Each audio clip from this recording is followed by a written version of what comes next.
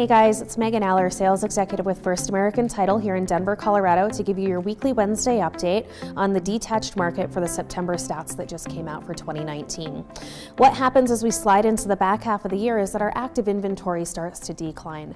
And going from August into September, we lost 1.3% of our inventory in the detached market, bringing our total down to 5,715 active units for sale. What's really interesting is that number is down almost 10% from where we were 1 year ago, and so we've had a really steep decline over where we were at the same time 1 year ago. What's neat though is that since we've had that recent drop in interest rates, it's given a little bump of activity as we head into our fourth quarter for those units that are going under contract. And while our inventory may have came down by 9.7% for our detached market, what ended up happening was that our under contract units are actually up 20% over where we were 1 year ago. We actually put 3,535 units under contract last month, which is well above where we were 1 year ago. Now keep in mind that is still seasonally down. We did trend down from August to September, and we had about 6.5% fewer units going under contract going from August to September, but way up over where we were 1 year ago. Average days on market continue to climb as we get into the back half of the real estate market. As we looked at those numbers for September, it was 32 average days to contract, and then 15 median days to contract. For those of you that are getting ready to list your property into fourth quarter, we still have a remarkably strong seller's market, but keep in mind that they will spend a little bit more time on the market as we get into the later parts of our winter months. Average sales prices continue to decline. Usually what happens is our prices fall from July, August, September, and oftentimes slightly into October, and that's the result of increased inventory and diminishing demand. And so our prices tend to retract backwards for a 3 to a 4 month period.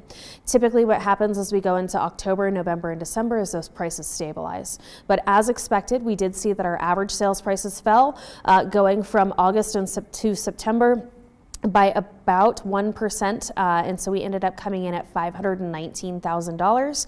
However, year over year, we're trending upwards. Our appreciation rate is 4.7% higher than where we were 1 year ago. Median sales price came in at $445,000, which is also interestingly up 4.7% from the same month 1 year ago. A healthy appreciation rate. Very, very good to see that number coming in. We expect it to land somewhere between 5 to 7% once everything's said and done for 2019. Closed to list price ratios remained very steady as we went into September. They were coming in at 99% of their last asking price, indicating that we have both some concessions and additional negotiation that's available for buyers right now. So if you needed to have a little bit stronger negotiating power for your buyers that are less competitive in the spring months, don't rule out making an offer on a home as we go into the winter months where they'll enjoy some enhanced negotiating power. Flash sales are the number of units that go under contract in 7 days or less. As of right now, it's just a little bit over 1 out of every 3 homes. Again, that number will continue to trend downward as we go into November, December, and January. Finally, in September, we still had about 47.9% of all the homes sell for at or over their last asking price. Again, I want to draw attention to how sensational it is that our inventory has already dropped to 9% for detached Metro Denver year over year, and our under contract units are up by 20.3%. Now, as of right now, the time from contract to closing for detached single family is somewhere between 35 to 38 days. So we should expect to see that bump of closed activity really showing up next month when we come out to report those numbers for the October closings. But stay tuned for that. Again, take advantage of the super low interest rates.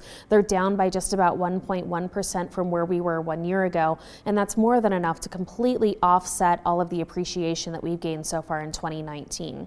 What's going to happen as we go into the next couple of months is our active inventory will continue to drop. We're going to drop to about half of the inventory that we have right now. By January, we expect that number to be down below 4,000, just above 3,500 active units available for sale. Now keep in mind, price reductions are on the rise, and so if you're being overly aggressive in your original asking price, at this point in the year, you really have to pull back on how much you're asking for up front. We've noted that about 40% of all the listings that closed last month had to have at least one price reduction to receive a contract, and the size of the price reduction is up as well. We ended up seeing about 4.7% was the average amount of the price reduction.